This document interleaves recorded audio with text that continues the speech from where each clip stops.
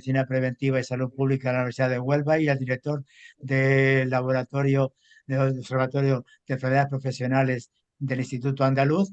Y aparte de eso, buen amigo, hemos compartido muchos años de trabajo conjunto y yo siempre he utilizado un poco la experiencia de que cuando trabajas con gente y luego mantienes una larga amistad es por alguna razón de peso.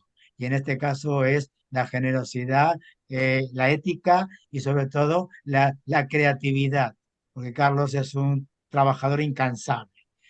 Cuando quieras, doctor, adelante. Vale. Bueno, muchísimas gracias, Paco, aparte también por la presentación. Bueno, voy a hacer una breve clausura, ¿no? Realmente hemos visto dos ponencias primeras, aparte de la inauguración, una primera ponencia sobre efectos del cambio climático en la salud y junto con una segunda también que tocaba el tema de cómo comunicar, cómo transmitir este problema, ¿no?, a la sociedad.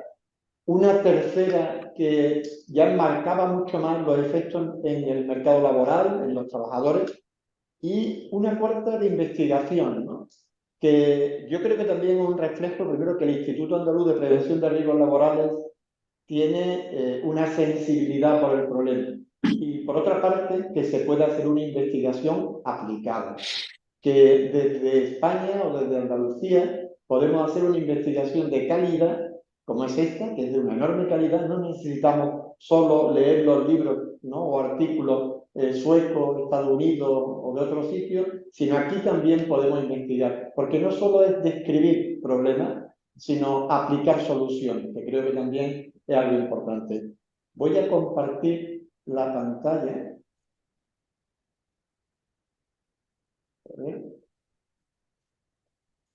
Bien, he compartido, ¿no? No tengo problema.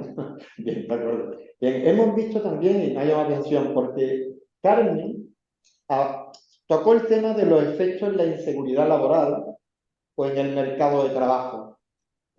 Bueno, y se hablaba de que, bueno, no podemos tocar en el seminario de todo, no podíamos abordar todos los temas que tienen que ver con el cambio climático, pero no por eso no puedo decir que no sea importante.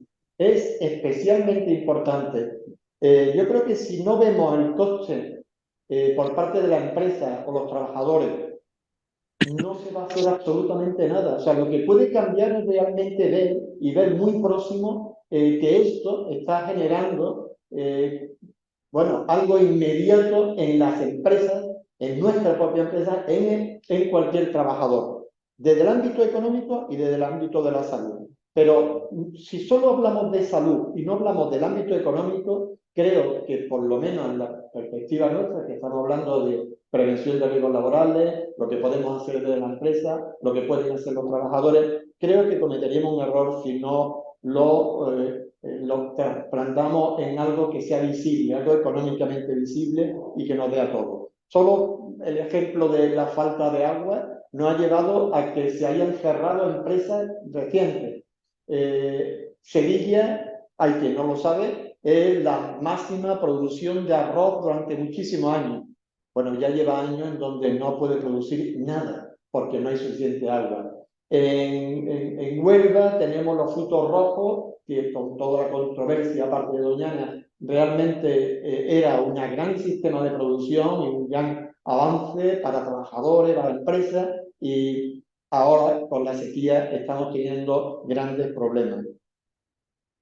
Hablamos de energía y bueno, energía está claro, ¿no?, todo lo que supone la obligación de cambiar todo el tema energético o de alimentos.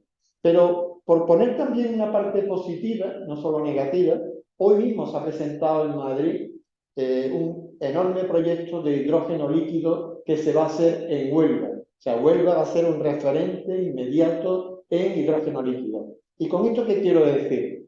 Que hay problemas, pero también hay enormes oportunidades. No hay mal que por bien no venga. Vamos a ver, que probablemente obligado, si no lo hubieran obligado no lo estaríamos haciendo, pero aunque sea obligado o no, tenemos que cambiar y va a generar una serie de oportunidades de nuevas empresas, nuevos empleos, nuevos emprendedores. Y eso también es algo que podemos ser positivo. Es cierto que ahora mismo los resultados que tenemos es la enorme sequía, inundaciones.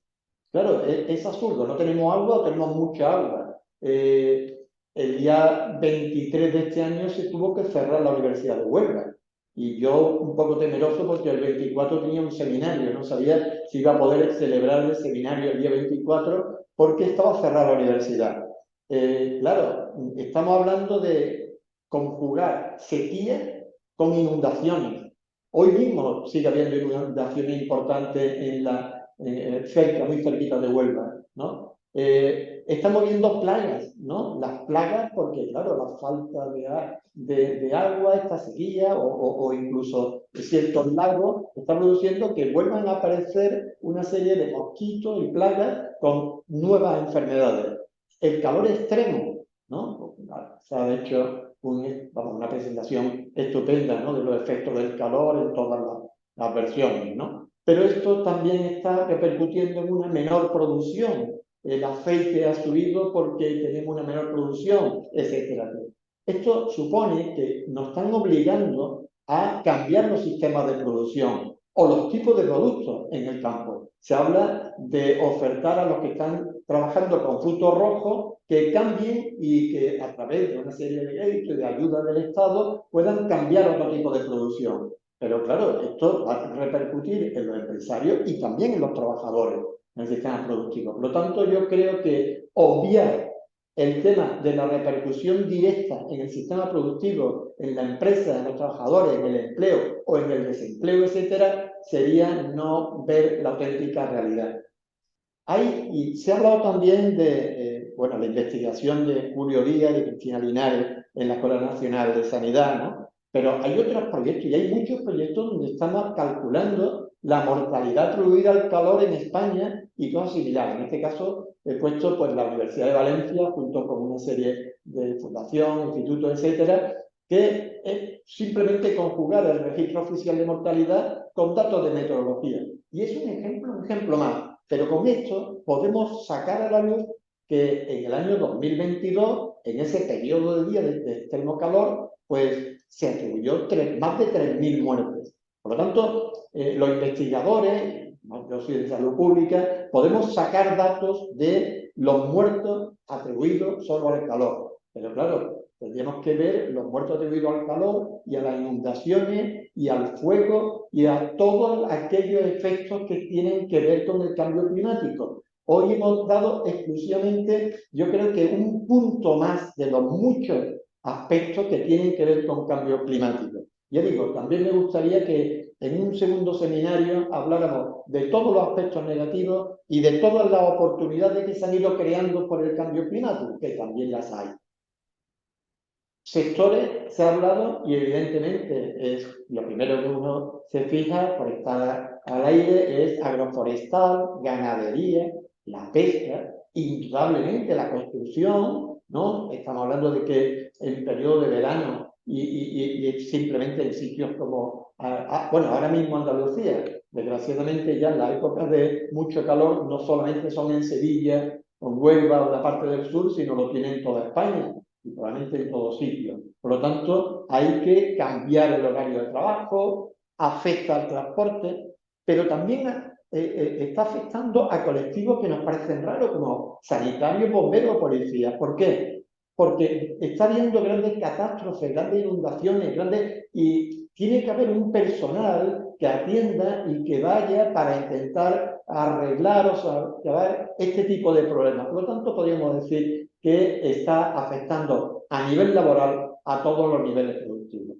En temas de salud podemos hablar de golpes de calor, es lo más llamativo, personas que mueren. No olvidemos que igual que los accidentes de trabajo, lo que llama la atención son los muertos, no el que haya enfermo. Bueno, pues si una persona muere de un golpe de calor, que lo estamos viendo cada vez más, evidentemente llama la atención. O el cáncer de piel. No olvidemos que el cancerígeno laboral más importante por la cantidad de personas que están expuestas es el sol. ¿no? Por lo tanto, esto lo ha tenido siempre, pero ahora puede tener un mayor efecto del que ya tenía, o enfermedades respiratorias, ¿no? Por la propia contaminación, o enfermedades infecciosas, como se ha comentado a lo largo de todas las ponencias anteriores, con plagas, mosquitos, o no olvidemos todas las enormes catástrofes que están apareciendo recientemente. Lo único que esperamos es que, viendo este tipo de modificaciones de efectos de catástrofe, no pongamos remedio o seamos más conscientes de ello. Esto requiere evidentemente un esfuerzo de todos, ¿no? Requiere un esfuerzo de las empresas, pero también de los trabajadores y por supuesto también de la administración. Si la administración, por ejemplo, no ayuda al cambio productivo en los frutos rojos de Huelva, no se podría hacer. O sea, requiere que todos pongan un poco de su parte.